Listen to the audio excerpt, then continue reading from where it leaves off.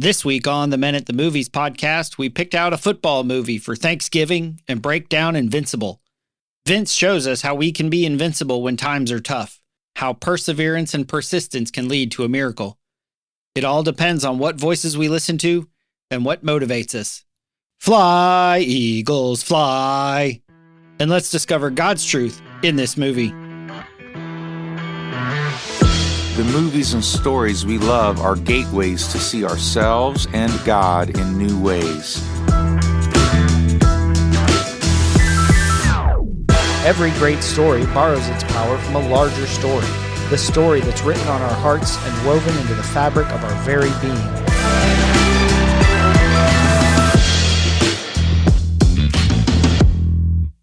Hello and welcome to the Men at the Movies podcast. My name is Paul McDonald, and joining me once again back in the studio, Britt Mooney. Hey Britt, how you doing today, man?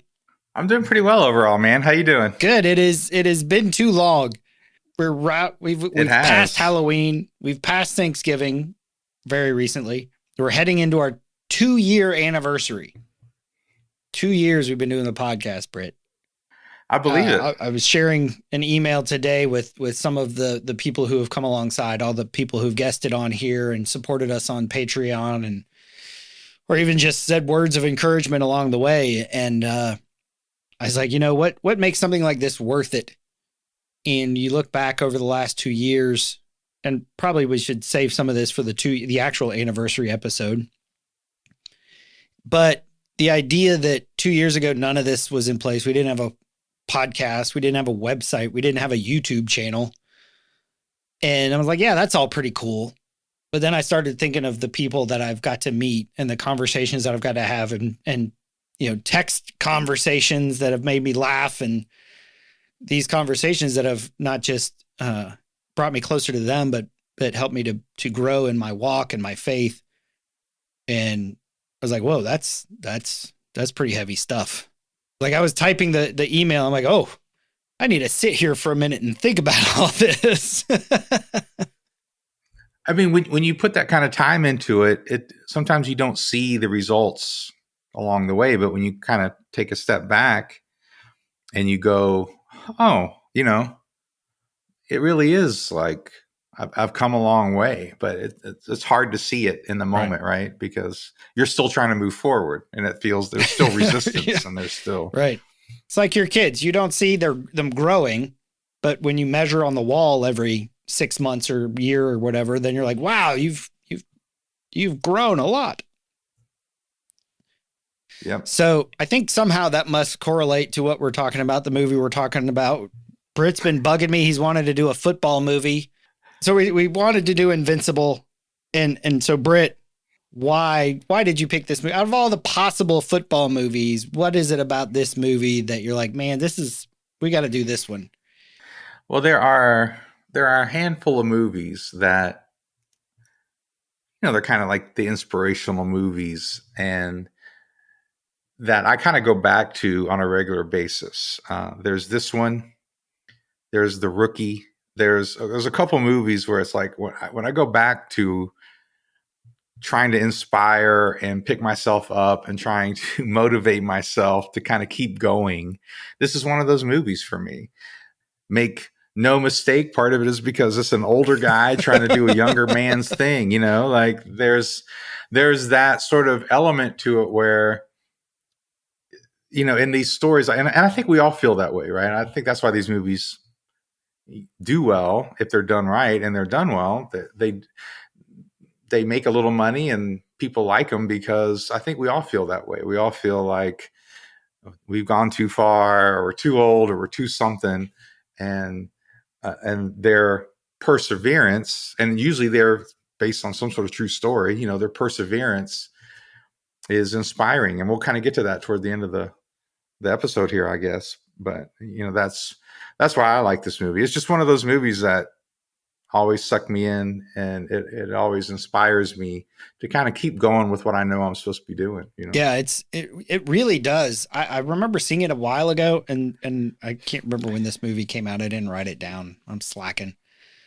But there's something about it that just engages you. It's interesting, and the music's great. It's all the music from the 70s and stuff, and Mark Wahlberg and Greg Kinnear and Elizabeth Banks, and it's great.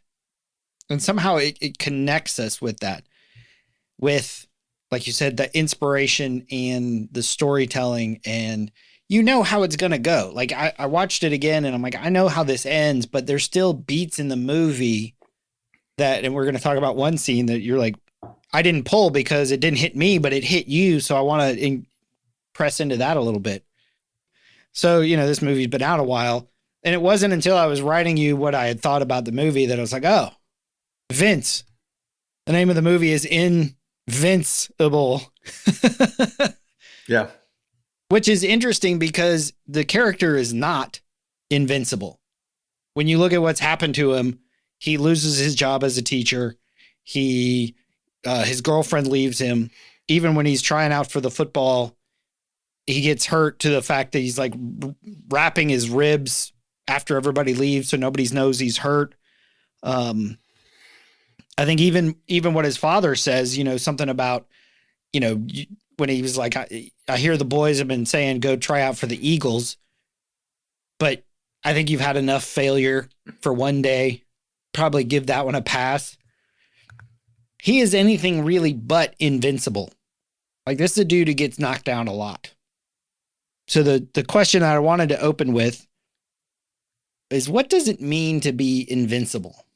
Yeah, I think it's a good question, because as you're kind of implying, our idea of being invincible means that we always win, that we never get hurt. Super Mario, you get the invincibility star, and nothing touches you, nothing hurts you. So it doesn't seem like it fits this movie, and yet one of the things I love about this movie is the backdrop of the 70s. Like you said, the music is awesome, but there's also that element of the 70s where there was a pretty serious recession going on at the time. And there were a lot of people pre-Reaganomics.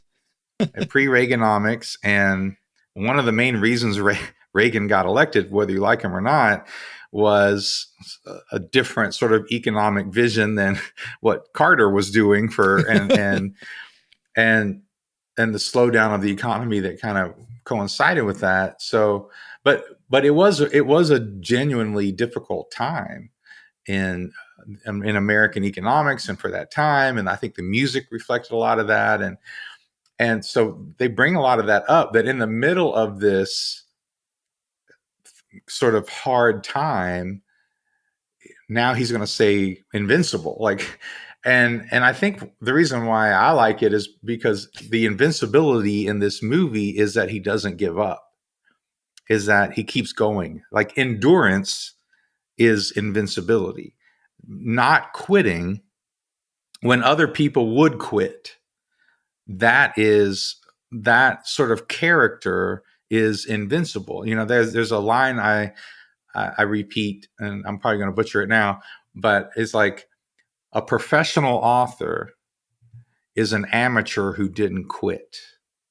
Like, the difference between a professional author and an amateur isn't actually talent. There are a lot of talented people out there who will never get published as an author. They'll never get on. They'll never make an album. They'll never do whatever. Right. Even though they're talented.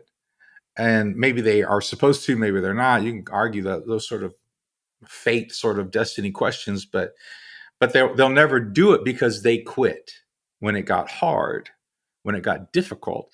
And in the parable of the soils, right? Like, the only one that lived was the one that endured, right? Like, all the different soils was like the stony ground, or it was shallow. Cares of the world choked it out. Cares of the world. And when times get tough and the shallow sort of faith doesn't really last.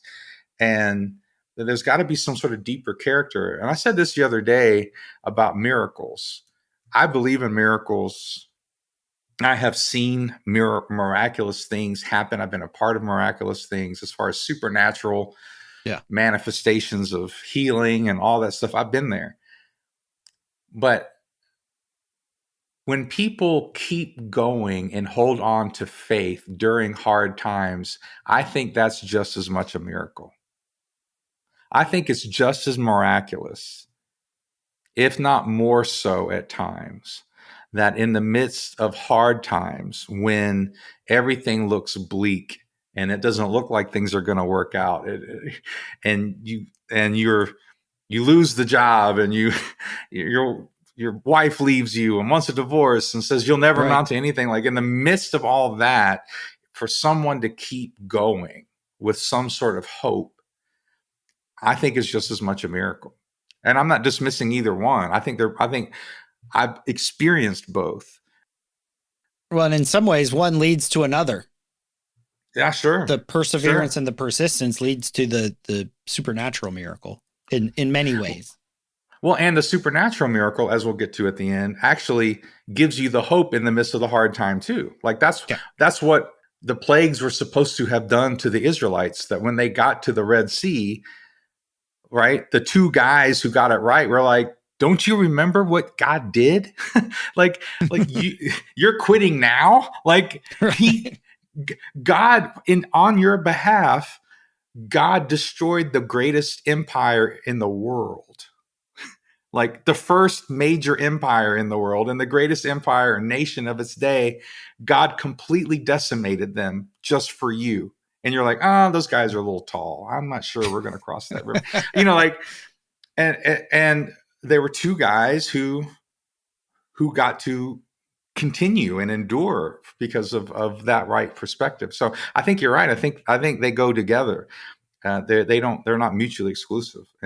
But that's one of the reasons why I like this movie, that idea of Invincible. It's there in Rocky, right? It's there in The Rookie. It's there in a lot of these movies where that perseverance is key. And I think anybody who's successful will tell you that there were moments that they could have given up, and other people told them that they should have.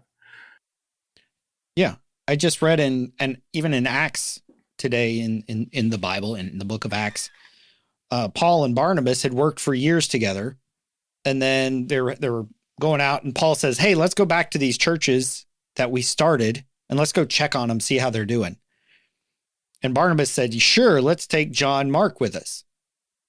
And Paul said, no, this dude split when life got hard. I don't want him on the team. Like, these guys who had worked for over a decade together, right? And Britt, you think that Barnabas was sort of Paul's mentor in the faith early on, he was, teaching how to build a church and the Jesus aspect of his faith and wisdom and knowledge. But for that to come between them, because basically he's like, no, I can't trust him, because when the going got tough, he left. He wasn't there. And so we sort of don't ever hear about Barnabas again. But we hear about Paul and Silas in the prison singing, talking about a miracle. They get freed from their prisoner, and the jailer and his family get freed from sin and death. So that's why I think it's interesting when you're talking about the movies that you turn to for your inspiration, because we all have those moments where hope is pretty dim. The light is fading. We wonder why is it worth it? All the effort. And you could have kids that go to college and start partying, go to church. You could have a daughter that gets pregnant. You could have any one of a number of things happen. You could have a daughter whose marriage is falling apart. You could have a child who dies. You can have a wife who leaves.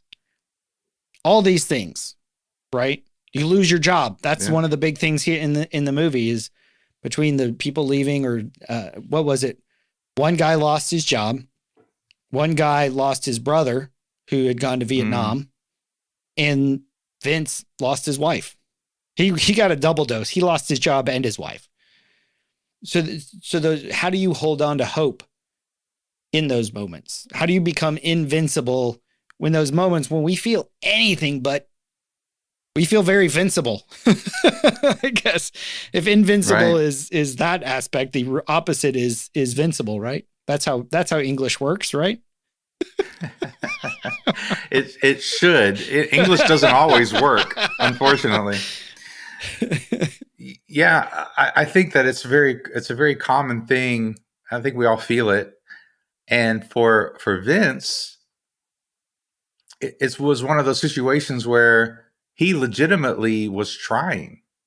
Like, it wasn't like he didn't show up for work and got fired. Like, Right. he showed up for work and got fired. Like, he got laid off because of budget cuts or whatever. And for his wife, he's out there working 2 jobs, doing what he can, and she's criticizing him. Right. So it's not like it was his fault. And sometimes it is our fault, and I don't want to dismiss that. Like, sometimes it is legitimately our fault when we go through hard times.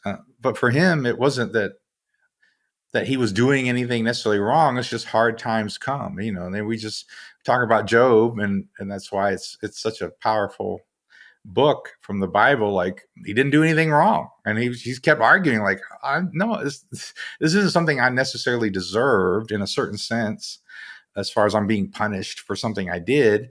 It's just Right. hard times happen. And for Job and for us, it's like, if we don't have that sort of eternal perspective, and we don't have a relationship with God, we don't have a relationship with others, which I think is a huge theme of this movie, is Right. that his relationship with his community was part of his saving grace. Is that, his wife left him, but maybe he had a couple friends like Job had, right? Who are like, that's Johnny. Johnny was the one all snarky the whole movie. But you had a couple guys who were like, you know what, man, you've got talent. You should invest in it.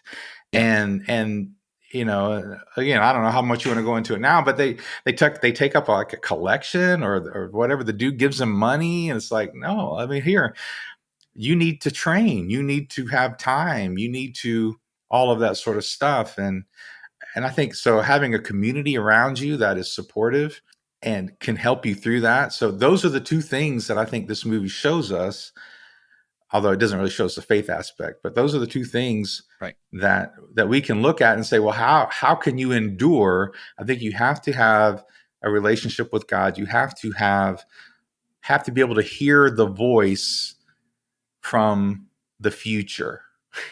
That's who God is. God's the voice from the future. If you've ever wanted like Back to the Future, if you've ever wanted somebody from the future to come back and tell you how things are going to work out, that's who God is.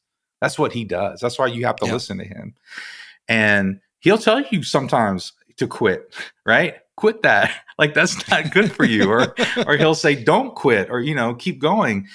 But it also helps to have that community, which is completely biblical. We need a community of people who see things, because we have our blinders on and we cannot see ourselves so often.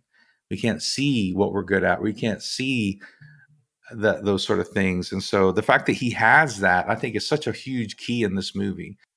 Yeah, I want to dive into that idea a little bit, because he's got really 3 people or 3 groups that believe in him. One are his friends who, hey, they're having an open tryout. You should go. I don't have a good Philly accent, so I'm not even going to try it.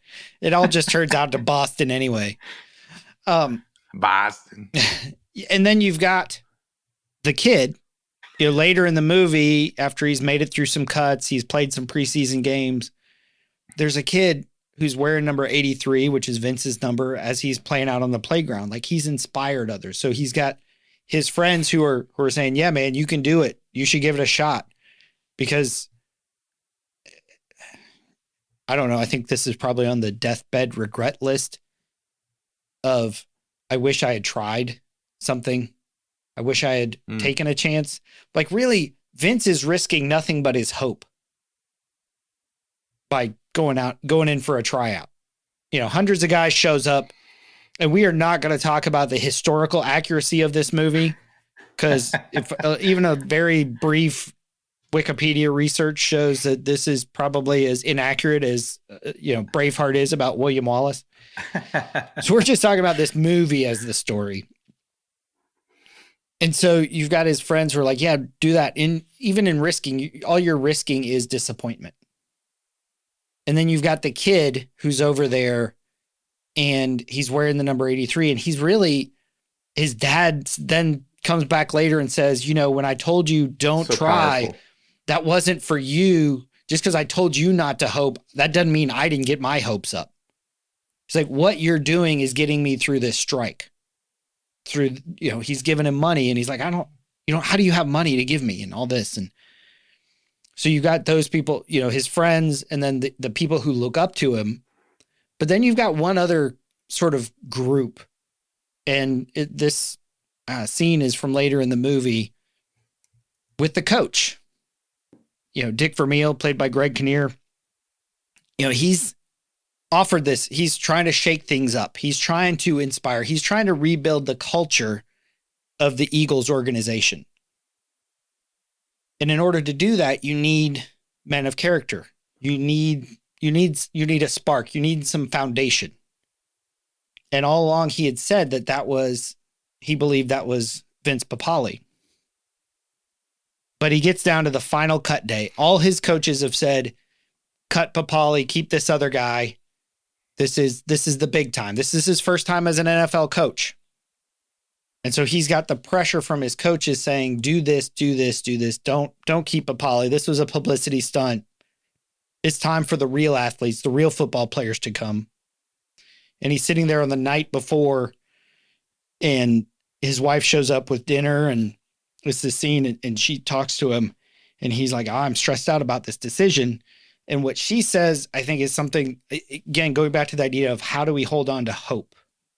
You look exhausted. Well, thank you. What's going on? No, we're thinking about letting go of Papale. Hey, isn't that your decision? This time it's a little different. But you said he was somebody you could build a team around. Carol, there's a lot of other things to consider here.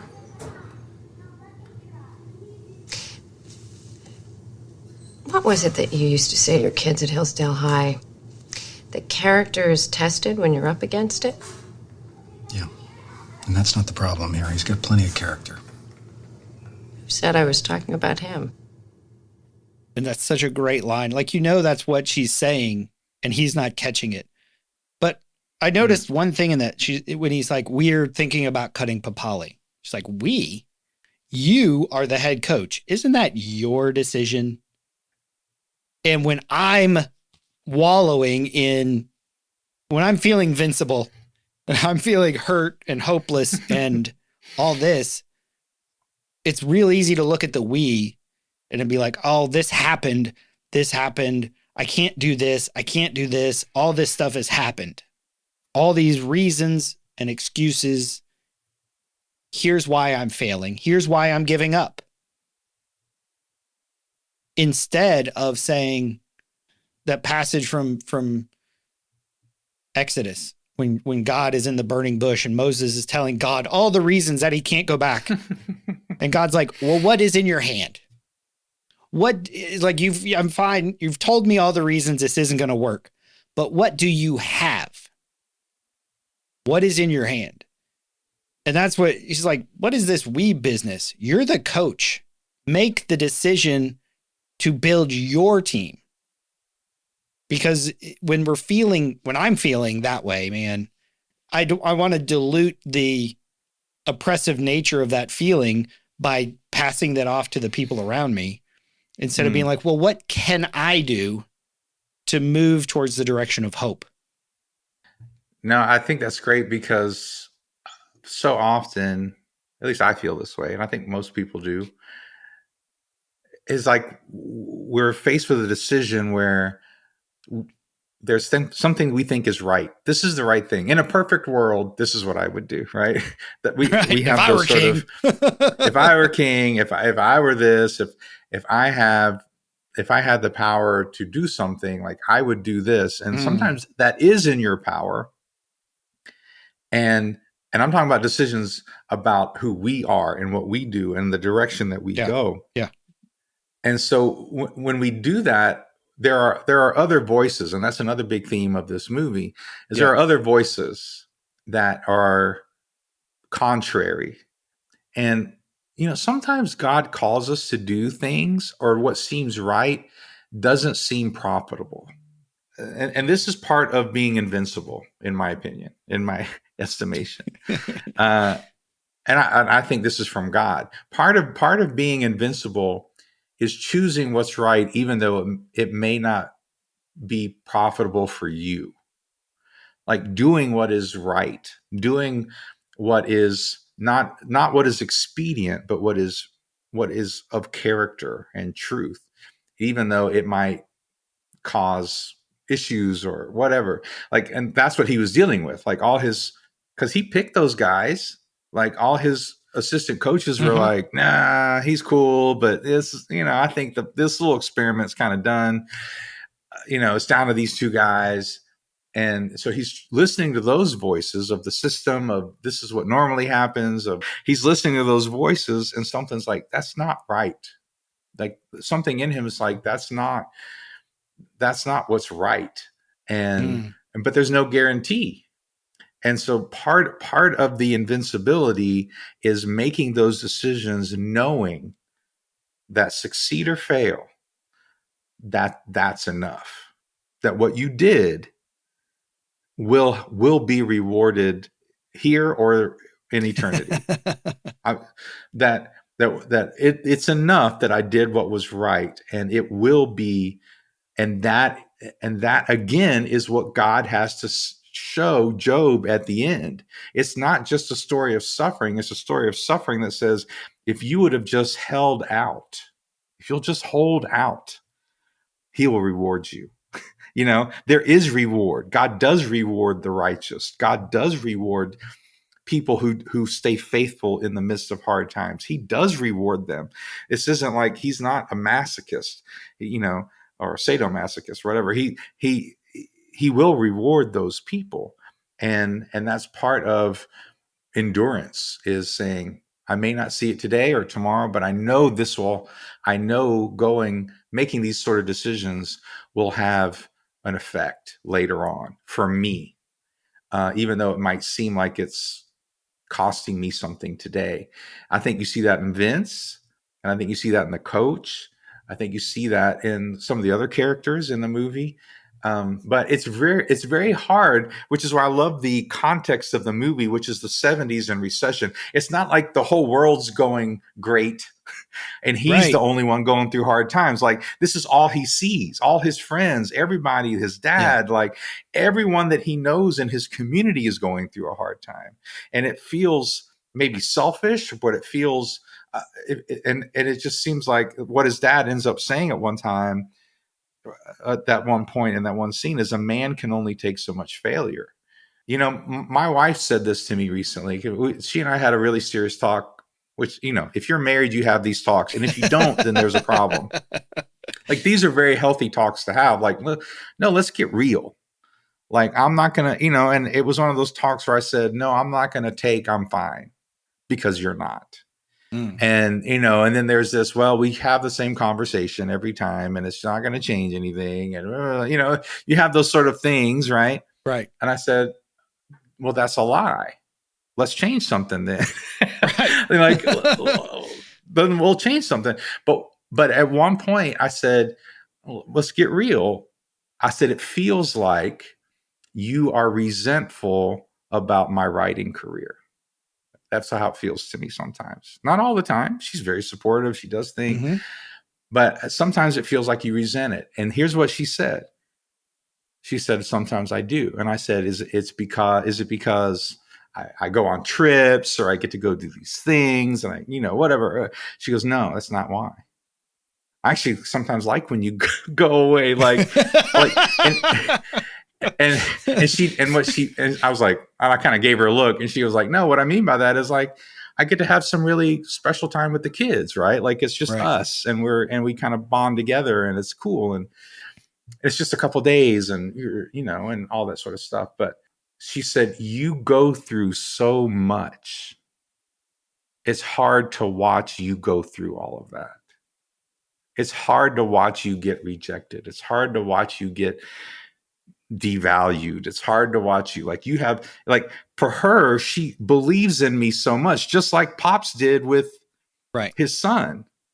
Like I believe in you, but I know the world.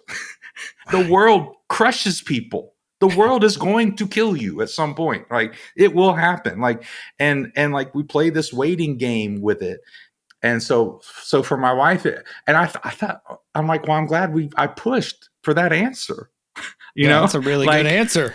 That's a good answer. And that's, you know, it's real. It's a real answer. Let's talk about that. She's like, I want you to, you know, tell me when you're having a bad day and like something disappointing is happening with the writing or whatever. She's like, I want that, but it's also hard to watch you work so hard and then don't get what you were working for or whatever. And so you get rejected by the publisher or this person or whatever. And it just happens a lot when you're in, look, if you're going to be a writer, like, you're going to get rejected a lot. Like, it's going to happen a great deal. And it's one of those things where it's part of what you sign up for is rejection. And a lot of people, man, rejection is tough. For anybody, rejection is tough. And so it's one of those, like, that's why I go back to these movies, man, because that's just real life. Because at some point I have to ask myself, am I doing this for myself, or does God really want me to do it? Like, they're gut checks for me when I watch some of these movies, because it's like, but I think that's why I love Rocky so much, is he doesn't win. But that wasn't the point that he won. Was that he lasted, right? And that's why I love that. And this movie has that sort of Rocky feel to it to me. I don't know about for you, but I was watching it going, man, this has that sort of Rocky feel. Like, well, you know, Streets of Philadelphia, late 70s. Exactly. It was all he's that. running in the streets and nobody knows he's running. But there's one moment that I think is really, there's a lot of moments that I think are key, but one moment that I think is key is, I don't know if you remember this, but like, he goes on a run and he comes back and he's winded and he's, you know, he's holding his side, like his gut's hurting, and he takes a breath and he turns out and he walks out the door again to take another run. And I'm like, that's why I watched this movie. It's like, if you've done anything for any success, that's the kind of crap you have to do. When no one's watching, when no one's looking, it's just you and your brain and your heart, and you could, and you got an out, man. We have more outs. And what I mean by that, you've got a way out. You've got other options than discipline, between cell phones and how many freaking streaming services. Like, I saw some number the other day about Netflix. Netflix made more TV episodes, made more episodes than all the other streaming and TV channels combined in a year. You can't keep up. I mean, think about all that content. Like, you have more ability to just sit and be a vegetable than you ever have in the world. And so it takes a certain amount of grit and gumption to say, no, I'm going to do another lap, whatever the lap is. I'm going to do another 2 miles when no one's looking. I'm going to learn this thing.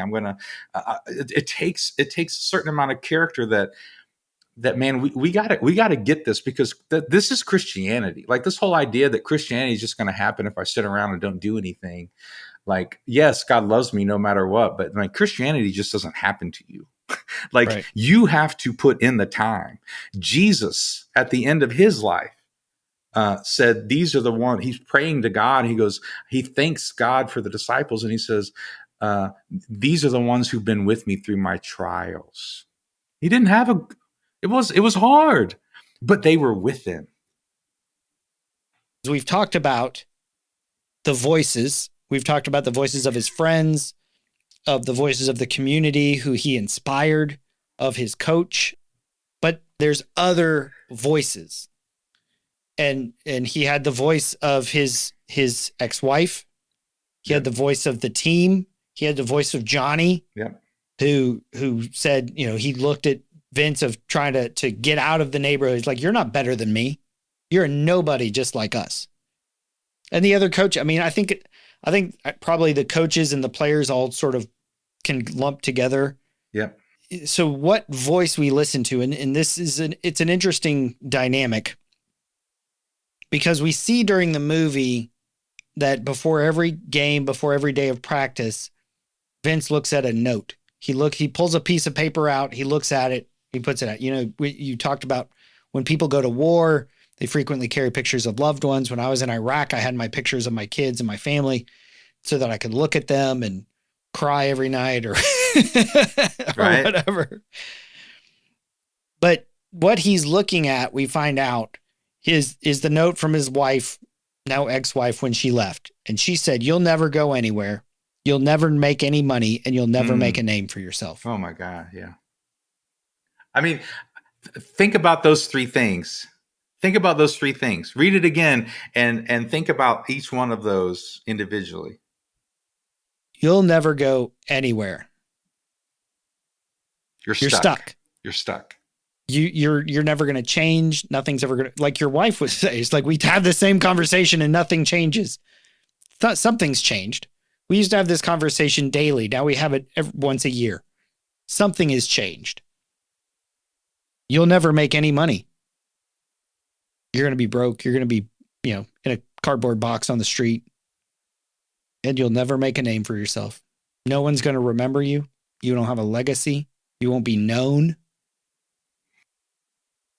And this is what Vince used to motivate himself during training camp.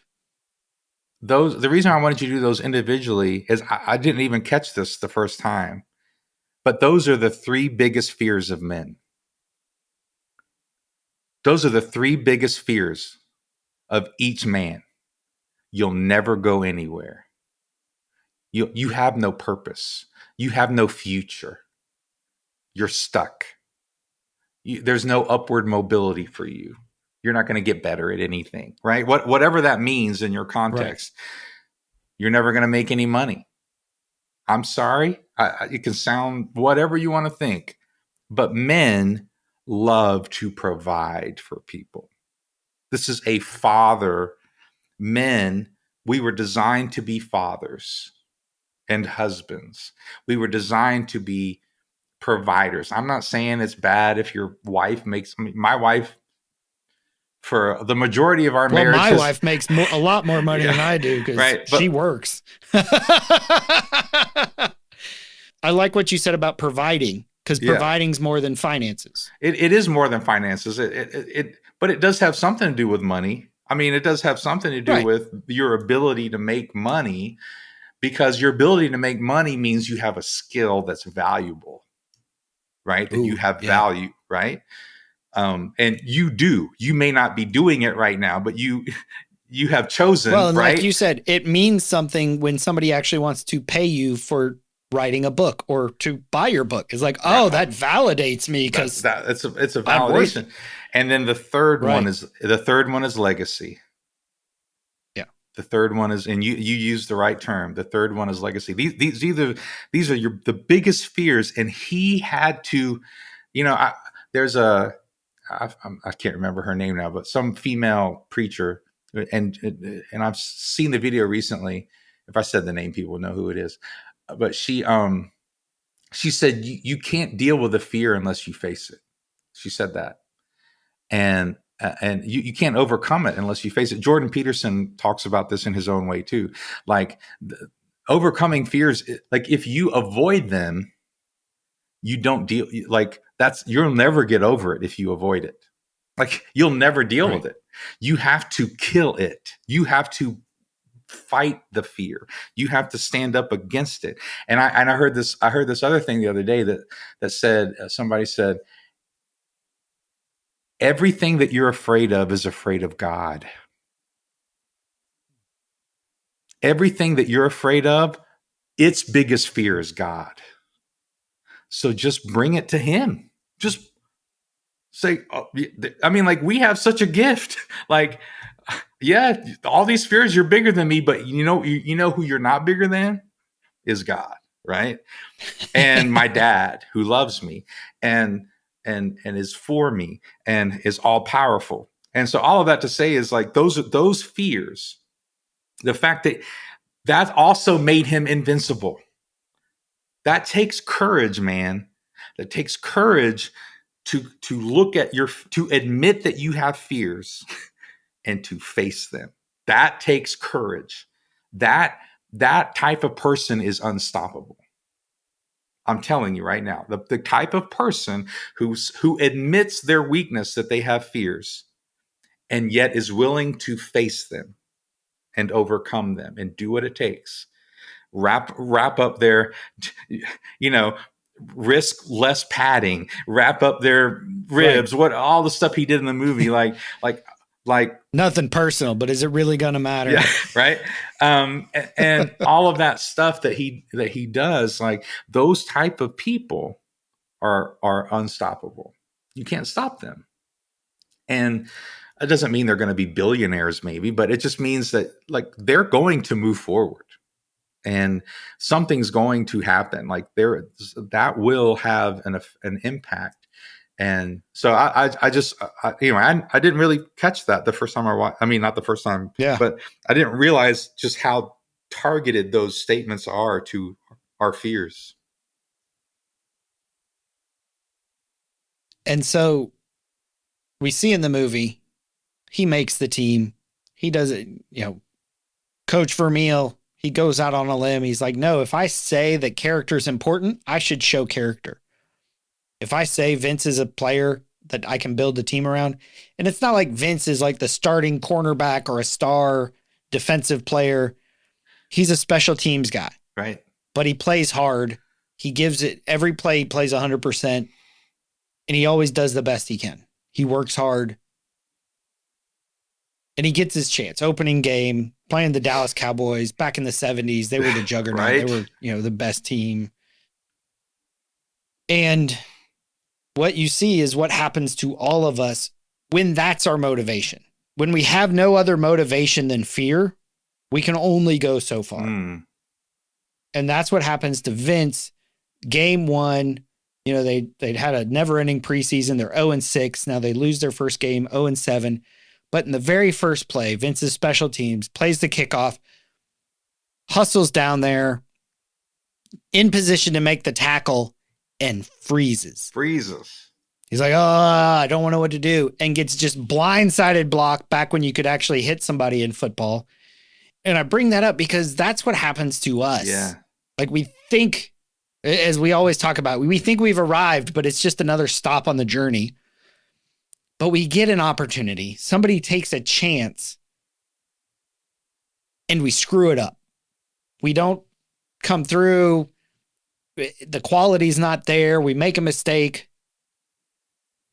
And how we respond to that is very important, because I think what happened is Vince looked, he's like, well, what got me here is not going to keep me moving forward. The fighting off the fear is not actually going to help me become a successful football player. And we see that with what do you focus on? What do we focus on? Yeah, I think we've talked about this before of if you have a horrible father and you grow up saying, I'll never be like my dad, I'll never be like my dad, you grow up just like him because all you did was focus on your dad. It's like, oh no, I want to be like this. It can't be a negative motivation. It's got to be a positive motivation. And in the movie, I have no idea on the historical accuracy of this. Doubtful. But it makes for a great moment. They're getting ready for the second game. They're playing in Philadelphia in front of all their fans. The crowd's roaring. They've heard it, new coach, new regime, new culture, all this. And Vermeil's speech, I think, shifts the motivation Vince has been using to play football, but even just in life in general. A team with character will find a way to beat a team with better talent. I believe that. And you guys are not the team that's short on talent here today. And I swear you'll never again be the team short on character. We need to find the soul of this team again. The soul that drove great Eagle players. Players like Norm Van Brocklin, Tommy McDonald, Steve Van Buren. They weren't just out here playing for themselves. They played for a city. People of Philadelphia have suffered. You are what they turn to in times like these.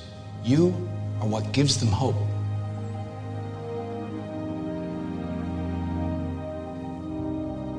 Let's win one for them. Let's win one for us. Bring it in. And if that doesn't get you fired up, I don't know what will. Well, so there's another moment. This is where I thought you were going to go with it, but I think it's connected. And I think is one of the key moments too, is when he's kind of made his mistake. He freezes and he's just driving around and he goes back to where his buddies are playing in the rain. They're playing tackle football without any pads. And if you grew up in the 70s, that happened. And he's invited in. What shifts for Vince is he remembers that he's the love of the game. He remembers that he's doing it because he loves it. It's not just about making the team. Like, because sometimes we get so focused on the achievement, we forget, like, man, I get to do this. Like, I get to. Well, he had spent it basically proving to her that I can do it. I'm going to prove that she's wrong. Right. Instead of just, it has value in and of itself. Whether she believes she's wrong or I ever prove, like, he's got to face his fears. I think that's key. But you got to get down to, and I think the coach, even though he doesn't really say it, but I think the coach had to make the decision for Vince to have him on the team for the same reason. Like, we have to love the game. This can't just be a job. If we're going to be winners, if we're going to change the culture, we have to love this thing. We have to love being here. We have to think like one of the baseball movies is where he goes, hey, we get to go play baseball today or whatever. Like, she's trying to cheer these guys up. And he's like, guess what we get to do today? We get to play baseball today. Or maybe it was The Rookie. Anyway, but it was one of those movies where it's like, we get to play baseball today. Like, that attitude had to change. Like, it can't be like what I don't get. It's got to be about what I get to do. And then that's when in the next game, he makes a couple great tackles and he plays with that passion and love. And I think what that is, there's a piece of it that what Paul says, I'm forsaking what was behind. I'm forgetting, I'm pushing away, I'm removing myself from what's behind me. I press on to the mark. I press towards the goal. I grasp hold of the gold and the glory that's already mine. Yeah. And that's what happens in this speech where he's like, forget what's behind you. Remember what's in front of you. I liken it to when Jesus is at the well with the woman and he has that whole conversation and then the guy and the guys come back and they bought food. And he's like, yeah, I'm not hungry anymore. And they're like, well, what the heck, man? And he's like, my food is to do the will of the one who sent me. That was fulfillment enough for me in that moment. That me doing what I was purposed to do. That was enough. That was satisfaction enough, whether win or lose, right? We've kind of been hinting at it, but I really, a big part of this movie is, and if you watch sports, you get it, right? But a big part of this movie is that these guys had heroes that then their stories inspired them. And Vince becomes one of those stories for his community. Vince becomes a story that is inspiring for the kid who wears the jersey, and a part of us doing what we do, and when we go for what God's called us to do, and even though we feel like, I mean, think about it, like he barely makes the team. Like he might play 30 seconds in a game. Like he doesn't play that much. But the fact that he went beyond the barrier that everyone thought was a hard cap, man. We're here, and peak guys on the field are superhuman. Even the losers are untouchable for us, right? Like, Yeah. And the fact that he's able to cross that barrier. His dad says, some guy making a touchdown or winning a championship or whatever, it lasted me through your mom's death or something. I can't remember the exact words. Yeah. He said, but this will last me the rest of my life. This will keep me alive. This will inspire me. And that's what happens when we kind of endure and push past those barriers. Then what happens is other people say, well, maybe I could do that. Well, maybe I can push past my barriers. And that's why we have the stories in the scripture. The stories in the scripture aren't to say, well, I'm not Abraham. Like literally they wrote it down to say, no, you are Abraham, right? That's what Hebrews 11 is all about. Like, no, you are Abraham. You are Noah. You are Rahab. You are all these people. This is you. Yeah. It's not a book of extraordinary people. It's a book of here's how to do it. Here's how these people did it. Here's how they lived. Abnormal people that their stories changed when God got involved. Yeah. And that can happen with you too, right? And that's the point of Hebrews 11. That's the point of the Old Testament. And it's so easy to look at these people and go, well, I'm not them, right? Or that was so long ago. Or we put some sort of like superhero fictional mythological view of these people from the scripture. And I was so lucky and fortunate to have a pastor when I was young who humanized these people for me, who were like, no, this was a real dude. Like they pooped, they peed. Yeah. He didn't say that, but I'm just saying like but they were real people like us. And they made mistakes like us, and they failed like us, and God gave them second chances like he gives us. Like they had to work through all this, and you in your context should take these stories as inspiring. And we have a great cloud of witnesses, right? That's also in the next chapter in Hebrews, after Hebrews 11. Like these people, like they're cheering you on, man. And you do have that community.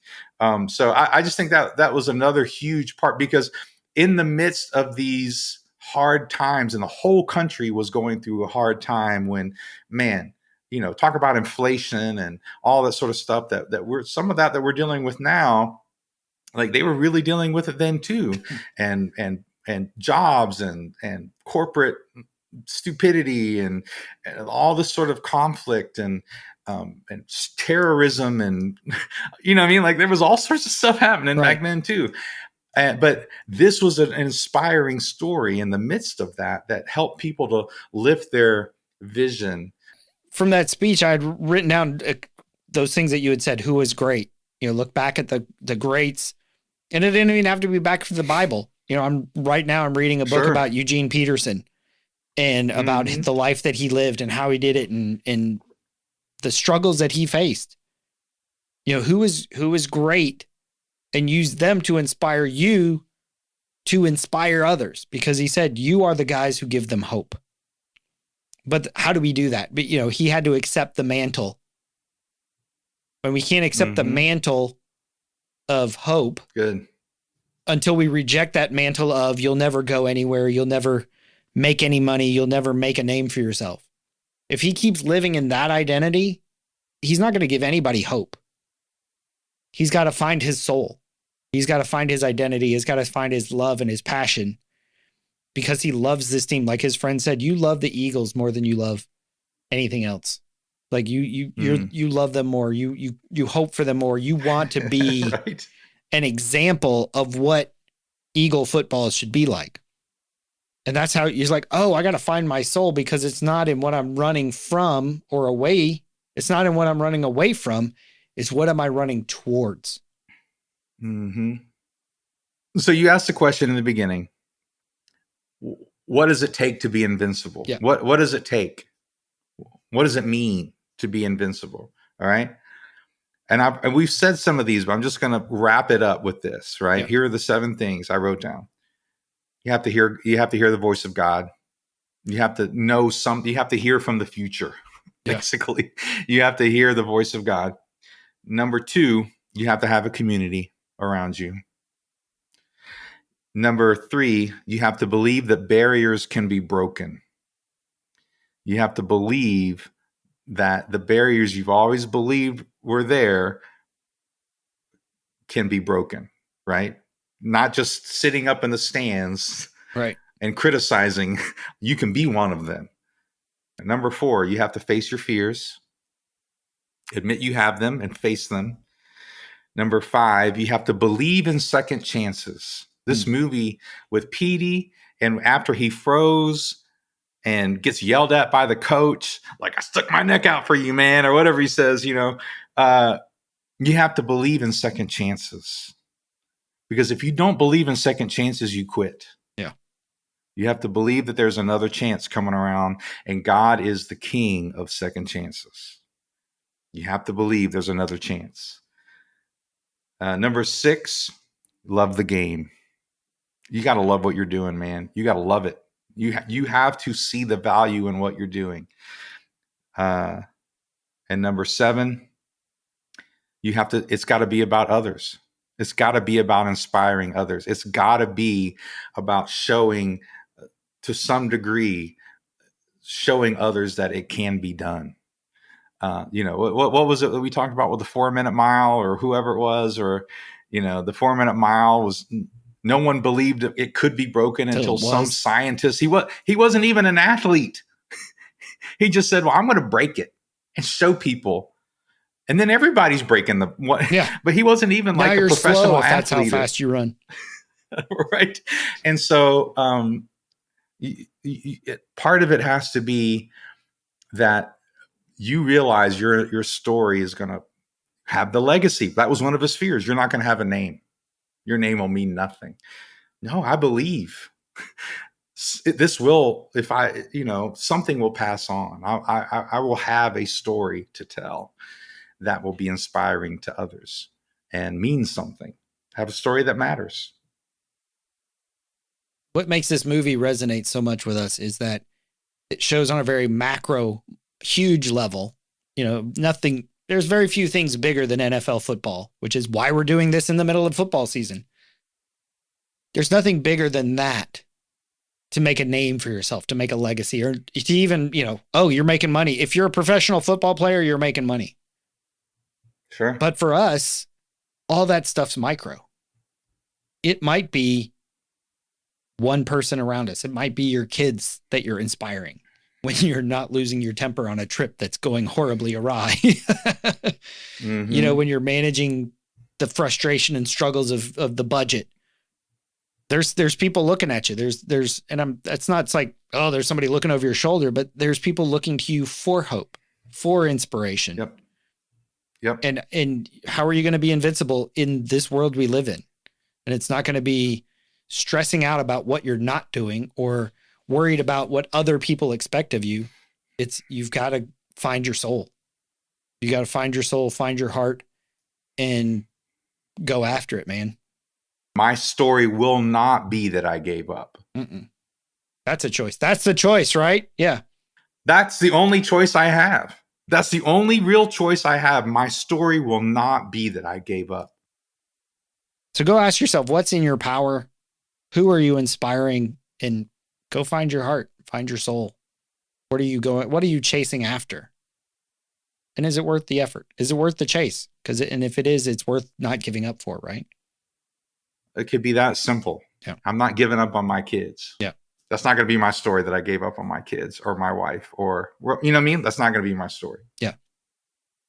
So I hope you guys enjoyed it. And I hope you join us next time here on the Men at the Movies podcast. Something inside has been awakened. I can no longer be who I was before.